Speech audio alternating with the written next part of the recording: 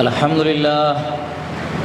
لله نحمده ونستعينه ونستغفره ونعوذ بالله من شرور أنفسنا ومن سيئات أعمالنا من يهده الله فلا مضل له ومن يضلل فلا هادي له وأشهد أن لا إله إلا الله وحده لا شريك له وأشهد أن محمدًا عبده ورسوله أما بعد فإن خير الحديث كتاب الله وخير الهدي هدي محمد صلى الله عليه وسلم وشر الأمور محدثاتها وكل محدثة بدعة وكل بدعة ضلالة وكل ضلالة في النار فأعوذ بالله السميع العليم من الشيطان الرجيم بسم الله الرحمن الرحيم قاف القرآن المجيد بل عجبوا أن جاءهم منذر منهم فقال الكافرون هذا شيء عجيب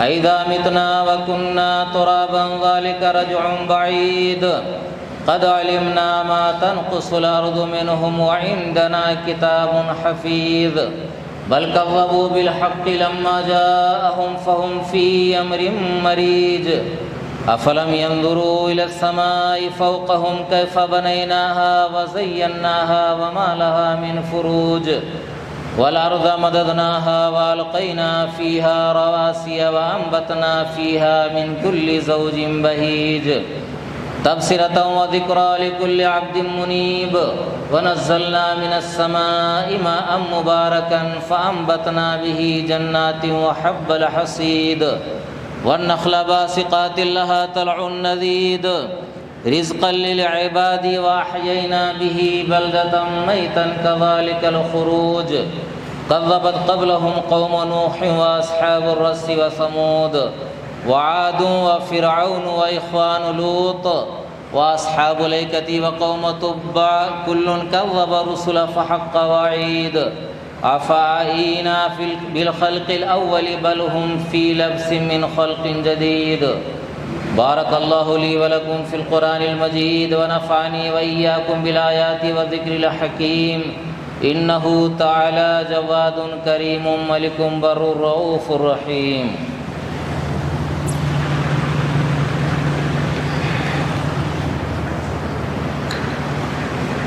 الحمد لله الذي هدانا لهذا وما كنا لنهتدي لولا أن هدانا الله وأشهد أن لا إله إلا الله وحده لا شريك له وأشهد أن محمدًا عبده ورسوله أعوذ بالله من الشيطان الرجيم بسم الله الرحمن الرحيم فبما رحمة من الله لنت لهم ولو كنت فظًّا غليظ القلب لانفضوا من حولك فاعف عنهم واستغفر لهم وشاورهم في الأمر وفي موضع آخر والذين استجابوا لربهم وأقاموا الصلاة وأمرهم شورى بينهم ومما رزقناهم ينفقون تعریف و توصیف بڑائی کبریائی حمد و ثنا اس ذات یکتا کے لیے ہے جو اس کائنات کا خالق اور مالک ہے، اور درود و سلام نازل ہوں تمام انبیاء پر، خصوصاً انبیاء اور رسول کے سردار محمد مصطفیٰ صلی اللہ علیہ وسلم پر۔ حاضرین جمعہ، میں نے آپ کے سامنے قرآن مقدس سے 2 آیتیں تلاوت کی ہیں۔ پہلی آیت سورہ آل عمران کی ہے، آیت نمبر 159، اور دوسری آیت ہے سورہ شورى کی، آیت نمبر 38۔ اللہ رب العالمین فرماتا ہے فَبِمَا رَحْمَةٍ مِّنَ اللَّهِ لِنْتَ لَهُمْ، اے نبی اللہ کے فضل سے آپ ان کے لیے نرم دل ہیں۔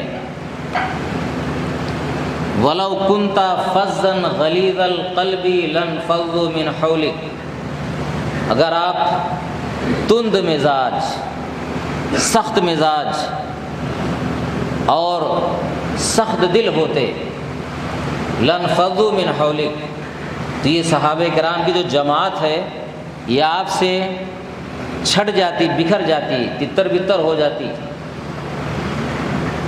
فاعف عنہم واستغفر لہم، تو آپ ان کو معاف کر دیجئے، ان کے لیے بخشش طلب کیجئے۔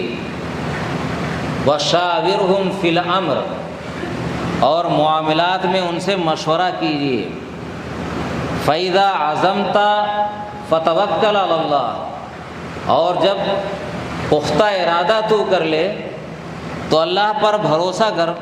واللہ عزیز حکیم، اور اللہ رب العالمین بڑا زبردست ہے اور بڑی حکمت والا ہے۔ قرآن کی دوسری آیت سورہ شورى کی ہے، اللہ فرماتا ہے والذین استجابوا لربہم، کہا کہ مومنوں کی صفت یہ ہے کہ اپنے رب کی بات کو قبول کرتے ہیں، واقاموا الصلاۃ، نماز قائم کرتے ہیں، وامرہم شوری بینہم، اور ان کا کوئی معاملہ ہو تو آپس کے مشورے سے ہوتا ہے، ومما رزقناہم ینفقون، اور جو ہم نے ان کو روزی دی ہے اس میں سے وہ خرچ کرتے ہیں۔ پہلی آیت میں چونکہ صحابہ کرام غزوہ احد کے تعلق سے آپ نے سنا کہ اللہ کے نبی صلی اللہ علیہ وسلم نے 40 تیر اندازوں کو ایک پہاڑ کی گھاٹی پر بٹھایا تھا کہ تم یہیں رہنا، چاہے ہم جیتیں یا ہاریں، ہماری حالت کچھ بھی ہو جائے تمہیں یہاں سے ہٹنا نہیں ہے۔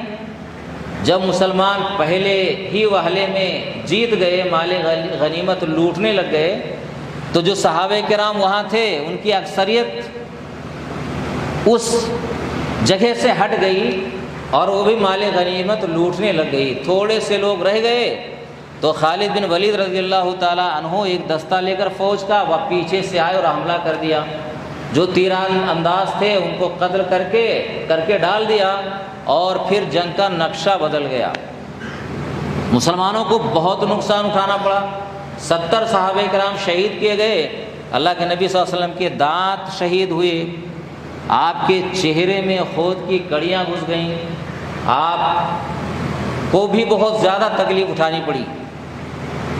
تو اللہ رب العالمین یہاں کہہ رہا ہے، اسی واقعے کی طرف اشارہ ہے کہ آپ اللہ کے فضل سے نرم دل ہیں، سخت مزاج نہیں ہیں، نرمی ہے آپ کے اندر۔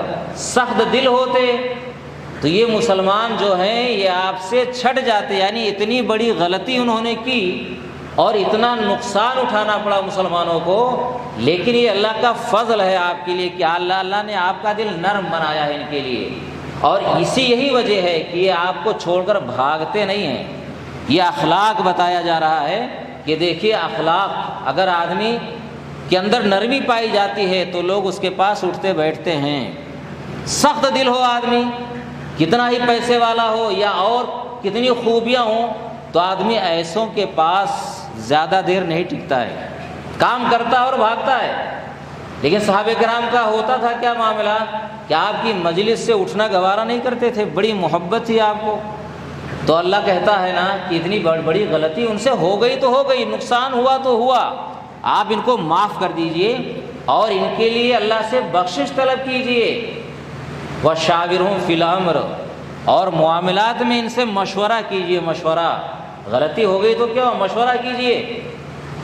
اور دوسری آیت میں یہ مسلمانوں کی خاص صفت بتائی گئی ہے کہ یہ آپس کے معاملات کو مشورے سے کرتے ہیں، مشورے سے، بنا مشورے سے نہیں کرتے آپس کے معاملات کو۔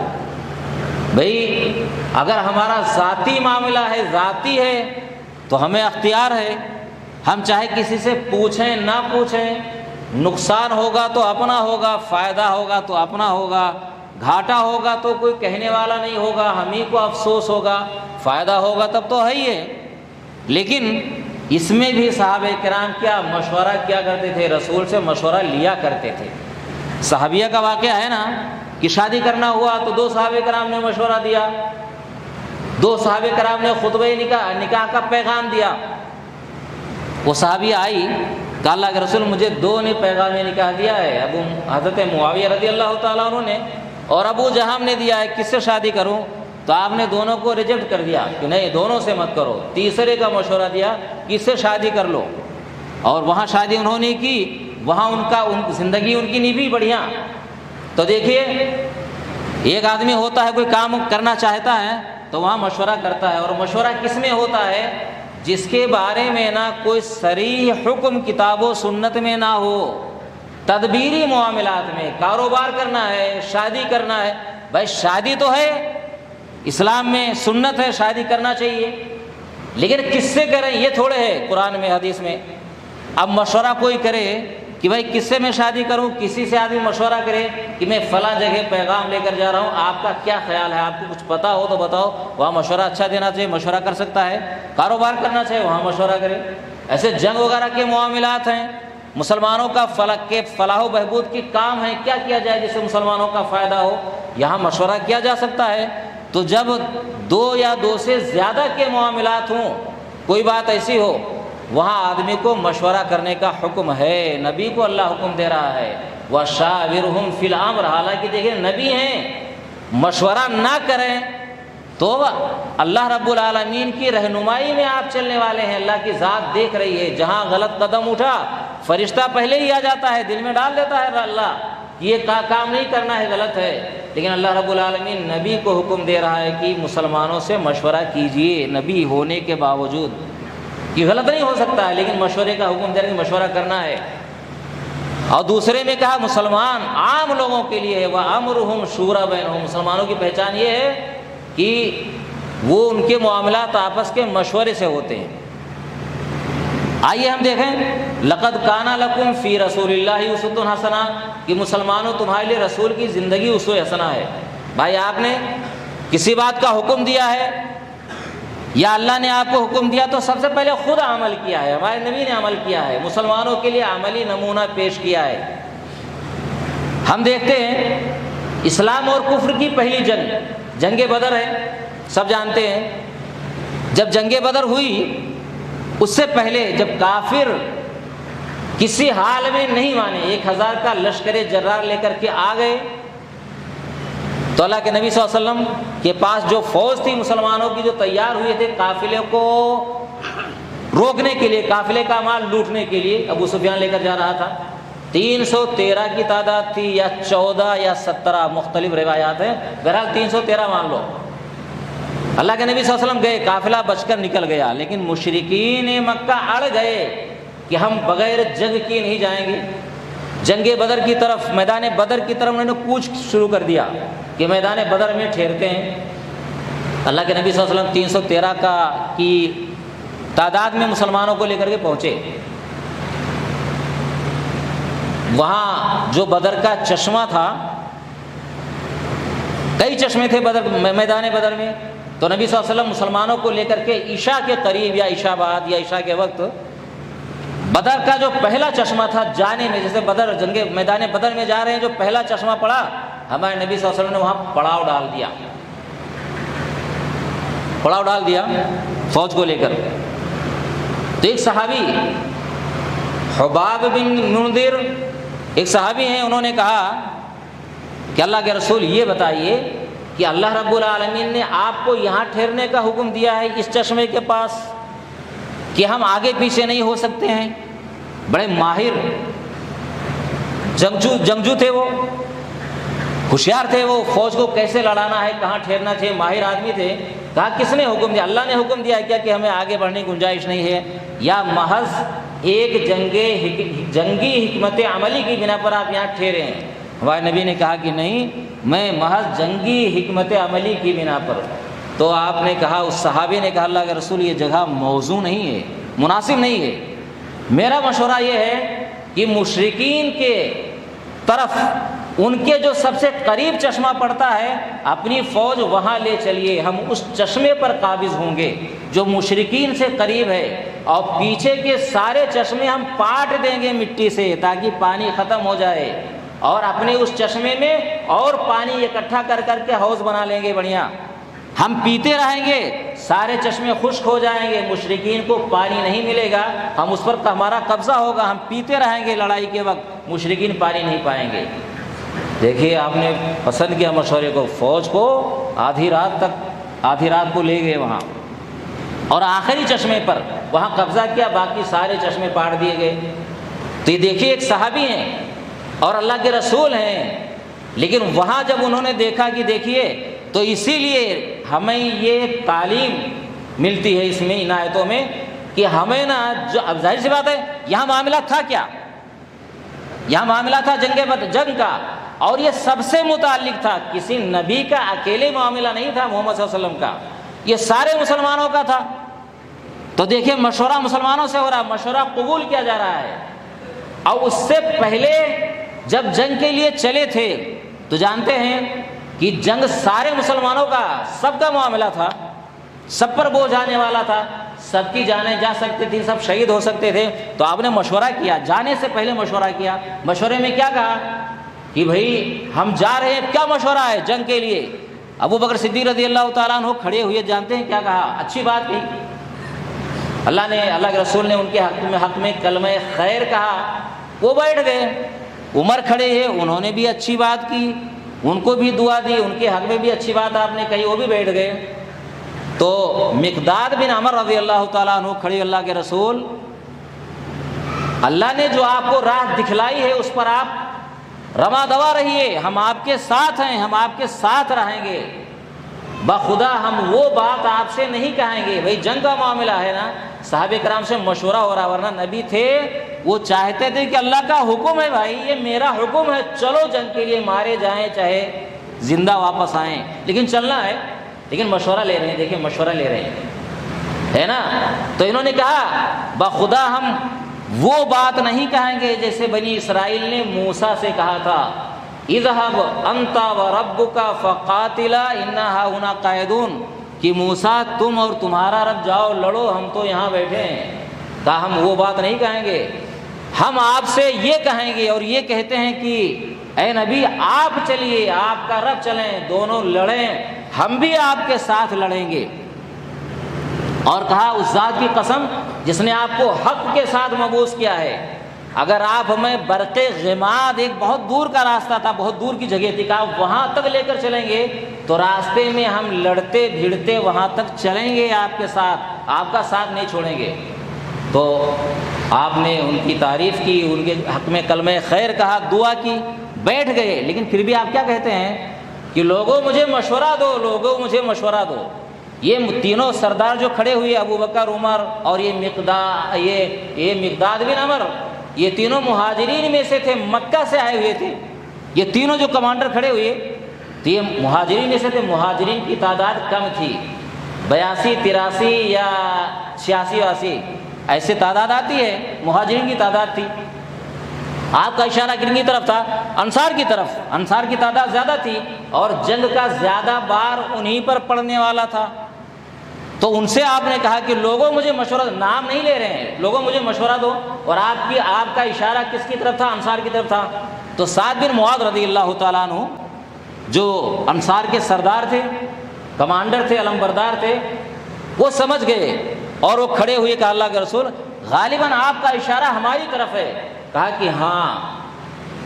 تو انہوں نے کہا اللہ کے رسول ہم آپ پر ایمان لائے ہیں، آپ کی تصدیق کی ہے، ہم نے ان باتوں کی گواہی دی ہے، ان باتوں کے برحق ہونے کی گواہی دی ہے جو آپ لے کر کے آئے ہیں، ہم نے اور اس پر سننے کی اور اطاعت کرنے کی آپ سے عہد و میثاق کیا ہے۔ تو اللہ کے رسول آپ بے جھجک چلیے، تشریف لے چلیے۔ کہا اگر آپ سمندر میں کودنے کے لیے کہیں گے تو ہم سارے کود پڑیں گے، ایک فرد بھی پیچھے نہیں رہے گا۔ اور اگر آپ کل دشمن سے ہم کو ساتھ لے کر کے دشمن سے مٹ بھیڑ کریں گے تو ہم بلا ہچکچاہٹ ہم لڑ جائیں گے آپ کے ساتھ، اس لیے چلیے۔ اور ایک دوسری روایت میں آتا ہے کہ سعد بن معاذ نے کہا اللہ کے رسول ہم آپ پر ایمان لائے ہیں، آپ کی تصدیق کی ہے، تو آپ جس سے چاہیں تعلق استوار کریں، جس سے چاہیں کاٹیں، جو چاہیں کریں، جو مال چاہیں ہمارا لے لیں، جو مال چاہیں چھوڑ دیں، اور جو مال چھوڑ دیں گے اس کے بنسبت وہ مال زیادہ پسندیدہ ہمیں ہوگا جو آپ لے لیں گے۔ اس لیے آپ سوچئے نہیں، برکے غماد تک آپ کہیں گے تو ہم چلیں گے، ہم پیچھے نہیں رہیں گے، سمندر میں کودیں گے تو سمندر میں ہم کود جائیں گے۔ آپ کا چہرہ خوش ہو گیا، مارے خوشی کے کھل گیا، خوش ہو گیا، اور کہا کہ چلو تم دو گروہوں میں سے ایک کا تو وعدہ ہے، یعنی قافلہ یا تو ملے گا یا جنگ میں ہماری فتح ہوگی۔ تو پھر وہاں پہنچے جب بدر کے چشمے پر، تو صحابی نے اس طرح مشورہ دیا جو ابھی آپ نے سنا، تو آپ نے وہاں دیکھے مشورہ قبول کیا۔ تو مشورہ یہ نبی کی سنت ہے، اور نبی کو اللہ نے حکم دیا ہے، جبکہ اللہ رب العالمین چاہتا تو وہاں بیٹھے بیٹھے ایک ایک بات آپ کے دل میں ڈال دیتا کہ نبی آپ کو کیسے کرنا ہے، کیسے چلنا ہے، کہاں چشمے پر قیام کرنی ہے، کہاں کیسے کرنا ہے۔ لیکن مشورہ صحابہ کرام سے ہو رہا ہے، کس لیے؟ یہ تعلیم دینے کے لیے۔ بھائی اللہ چاہتا تو کرواتا کہ نبی ایسے کرنا ہے، بھائی جگہ جگہ آپ کی رہنمائی کی ہے، جہاں آپ سے چوک ہوئی ہے تو یہاں بھی کرتا۔ لیکن اللہ رب العالمین نے بندوں کو امت کی تعلیم کے لیے ایک اسوہ بنایا ہے کہ بھائی مشورہ کریں، مشورہ کیا۔ اور اس کے بعد اور بھی دیکھ لیجئے آپ، بھائی جنگ بدر میں مسلمان غالب آ گئے، 70 کافر جب قید کیے گئے تو کافر جو 70 قید کیے گئے تھے، 70 قتل کیے گئے تھے، 70 قید کیے گئے تھے، کافروں کے بارے میں کیا، قیدیوں کے بارے میں اللہ کے رسول نے صحابہ کرام سے مشورہ کیا، یہ 70 قیدی کیا کیا جائے۔ حالانکہ اگر چاہتے تو بھائی خود اللہ ہی سے دعا کرتے نا کہ پروردگار کوئی فیصلہ، کوئی حکم نازل کر، ہم قیدیوں کے ساتھ کیا کریں، انتظار کرتے کہ اللہ کی طرف سے کوئی حکم آئے تب کیا جائے قیدیوں کے بارے میں فیصلہ۔ لیکن ایسا آپ نے نہیں کیا، صحابہ کرام سے مشورہ کر رہے ہیں۔ ابو بکر نے کہا میرا مشورہ یہ ہے کہ ان کو معاف کر دیا جائے، ان سے فدیہ لے کر کے ان کو چھوڑ دیا جائے، یہ اپنے ہی چچیرے بھائی ہیں، اپنے کنبے قبیلے کے لوگ ہیں، ہم ان سے پیسہ جو لیں گے، روپیہ لیں گے، یہ کل ہمارے کافروں کے خلاف ہتھیار وغیرہ اس لینے میں ہے نا کام آئے گا، کل ہم مضبوط ہوں گے پیسہ لے کر کے، اور کیا پتہ یہی مسلمان کل ہو جائے تو ہمارا بازو بنیں گے، سہارا بنیں گے۔ حضرت عمر سے کہا کہ عمر تم کیا مشورہ دیتے ہو؟ عمر نے کہا کہ بخدا میرا مشورہ وہ نہیں جو ابو بکر کا ہے۔ کہا کیا مشورہ ہے؟ کہا میرا مشورہ یہ ہے کہ فلاں آدمی جو میرا رشتہ دار ہے میرے حوالے کر دیجئے، میں اس کی گردن اپنے ہاتھ سے کاٹوں۔ کہا عقیل بن ابی طالب، کہا علی کے بھائی ہیں ان کو علی کے حوالے کرو، علی اس کا گردن کاٹیں۔ فلاں حمزہ کا بھائی ہے فلاں کافر، اس کو حمزہ کے حوالے کر دو، وہ ان کی گردن کاٹا، تاکہ اللہ کو معلوم ہو جائے کہ کافروں کے لیے ہمارے دل میں کوئی نرمی نہیں ہے۔ اور یہ مکہ کے بڑے بڑے سردار جو قید کیے گئے ہیں ان کا زور ہی ٹوٹ جائے گا۔ لیکن آپ نے ابو بکر کی رائے کو پسند کیا۔ دوسرے دن کیا ہوا؟ عمر فاروق رضی اللہ تعالیٰ عنہ صبح گئے تو اللہ کے رسول اور ابو بکر بیٹھے ہوئے تھے، دونوں رو رہے تھے۔ دیکھا، پوچھا کیا بات ہے اللہ کے رسول، کیوں رو رہے ہیں؟ اگر رونے کی بات ہوئی تو میں بھی روؤں گا، اور نہ ہوئی تو اس لیے روؤں گا کہ آپ لوگ رو رہے ہیں۔ تو کہا عمر قیدیوں کے بارے میں ہم نے جو فیصلہ کیا، کہا اس کی بنا پر رو رہے ہیں۔ کہا کہ اللہ کا عذاب، ایک کوئی درخت تھا سامنے کہا لگا ہوا، کہا وہ درخت دیکھ رہے ہو؟ کہا اللہ کا عذاب اتنا قریب آ گیا تھا۔ اس بنا پر اللہ کی منشی کی منشا مین کیا تھی؟ اللہ نے قرآن میں کہا ما کان لنبی ان یکون لہ اسرا، کسی نبی کے لیے یہ زیب نہیں دیتا ہے اس کے پاس قیدی ہوں، حتی یسخن فی الارض، یہاں تک کہ وہ خوب خون بہا لے۔ بھئی اللہ کی مرضی یہی تھی کہ ان کو زور، ان کو قتل کر دو، توڑ دو ان کو، مکہ والوں کی طاقت آج ٹوٹ جائے گی۔ لیکن دیکھیے اس کی بنا پر، لیکن اللہ نے کہا ٹھیک ہے، یہ ہم چونکہ تمہارے حق میں تھا فیصلہ بھائی کہ تمہیں بچائیں گے، اور قیامت تک چونکہ اسلام کو پھیلانا ہے تمہیں بچایا جائے گا، تو اس لیے تمہیں بچایا جا رہا ہے، ورنہ کام صحیح نہیں ہوا ہے۔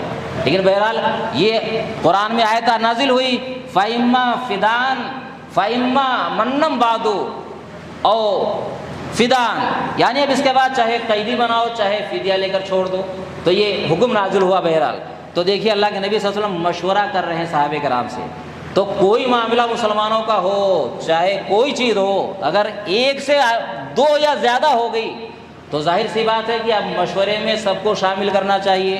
اگر بہت بڑی تعداد ہے تو اس بڑی تعداد کے نمائندوں کو اس میں شریک مشورہ کرنا چاہیے، جو نمائندے چن کر آتے ہیں۔ اب دیکھتے ہیں بھائی یہ منتری اور ودھایک سارے بنتے ہوتے ہیں، تو ظاہر سی بات ہے کہ بھائی حکومت چلانے کے لیے منتری وغیرہ کا ان کی میٹنگیں ہوتی ہیں، ان کی سبھائیں چلتی ہیں۔ تو ایسے بھی کوئی معاملہ ہو، اور یہ صرف یہ معاملات کیا جنگ وغیرہ کا یا مسلمانوں کا نہیں ہے، گھر میں بھی ہے، گھر میں بھی بھائی، گھر میں بچہ بالغ ہو گیا ہے نا، تو گھر میں کوئی ہم فیصلہ کرنے جا رہے ہیں تو بیوی ہماری ہے، ہمارے جوان بچے ہیں، باپ کا یہ فرض ہے سب سے مشورہ کرے، اگر سب سے متعلق، ہاں اس کا پرسنل معاملہ ہے نا، اس کی ذات تک، بیٹے تک کا بھی معاملہ نہیں ہے، بیوی تک کا بھی معاملہ نہیں ہے، تو اپنا فیصلہ اکیلے کر سکتا ہے، اکیلے۔ لیکن جہاں بیوی بھی متعلق ہو، بیٹے بھی متعلق ہوں، اب اس کا فرض کیا ہے، سب کو شریک مشورہ کرے کہ بھائی دیکھو تمہارا کیا خیال ہے، کسی کو حق نہیں ہے، اب سب لوگ مشورہ دیں گے، کھلے دل سے مشورہ دیں گے، سب لوگ کھلے دل سے، اور ہر مشورے کو وہ جانچے گا۔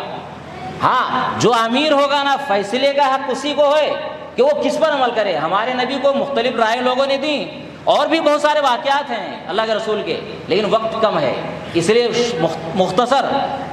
بھائی ہمارے نبی نے فیصلہ کیا، بھائی مدینہ پر جب حملہ کیا ہوا غزوہ احد بھی میں، تو کیا ہمارے نبی کا مشورہ کیا تھا مدینہ کے اندر رہ کر جنگ کی جائے؟ صحابہ کرام جو جنگ بدر میں شامل نہیں ہوئے تھے، ان کا مشورہ یہ تھا کہ باہر نکل کر جنگ کریں گے، اور وہ صحابہ کرام جو غزوہ بدر میں شامل نہیں ہوئے تھے وہ زیادہ پرجوش تھے کہ ہمیں تلوار کے جوہر دکھانے کا موقع ہی نہیں ملا، ہم تو باہر لڑیں گے۔ حمزہ رضی اللہ تعالیٰ نے یہاں تک کہہ دیا کہ میرے اوپر کھانا پانی حرام، چکھ نہیں سکتا میں کھانا پانی جب تک کافروں سے دو ہاتھ نہ کر لوں۔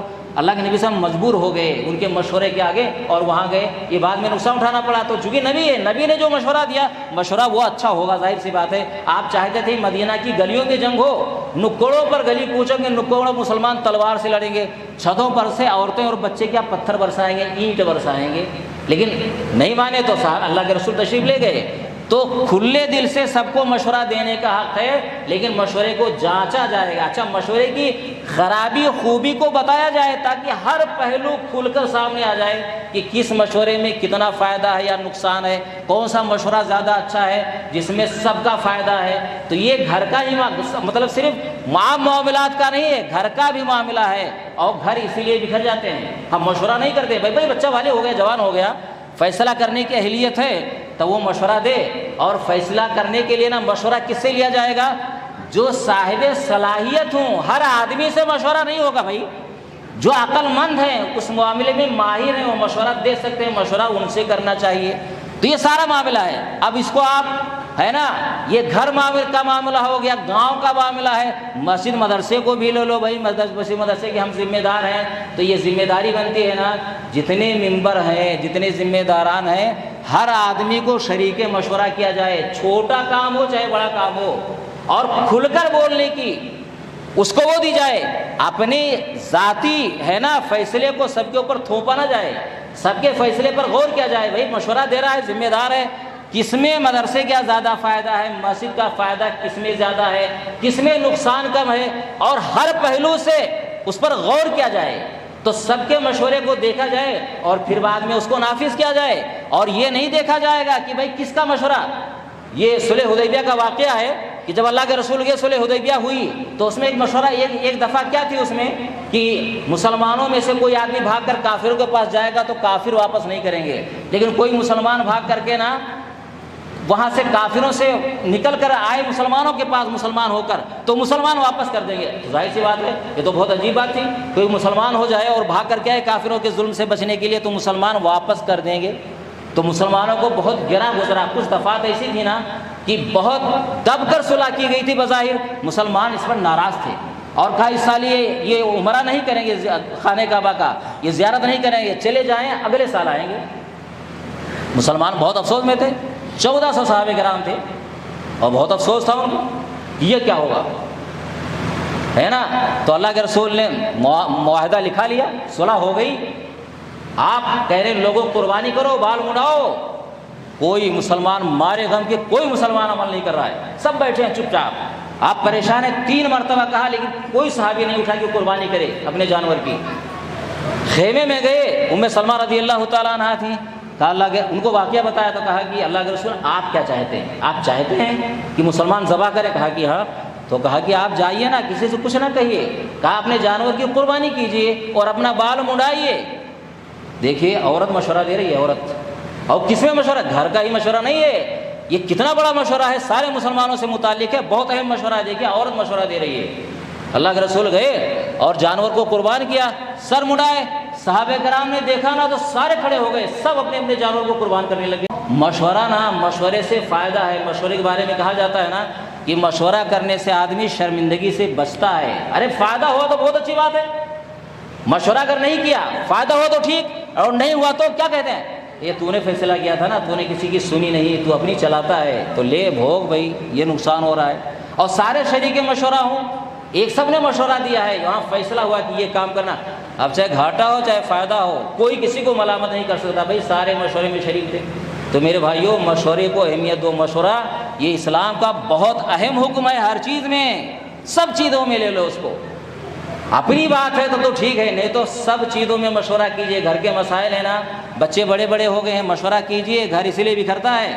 کوئی بات ہو تو سب کو بٹھاؤ، عورتوں کو، اپنے گھر کی عورتوں کو اور بچوں کو بٹھا کر کے مشورہ کرو کہ معاملہ ایسا ہو رہا ہے، ہمارے گھر میں ایک کمی ہے، ہمارے گھر میں اختلاف ہے، آپس میں ہم نہیں بول رہے ہیں، یہ معاملہ ایسا ہے، تو یہ بتاؤ تمہاری کیا رائے ہے، تم کیا کہتے ہو؟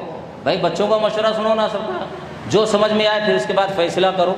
اللہ سے دعا ہے کہ پروردگار ہمیں اسلامی احکام پر عمل کرنے کی توفیق عطا فرمائے، ہمیں اختلاف سے بچائے اور ہمیں ہمارے درمیان اتفاق و اتحاد کو قائم رکھے۔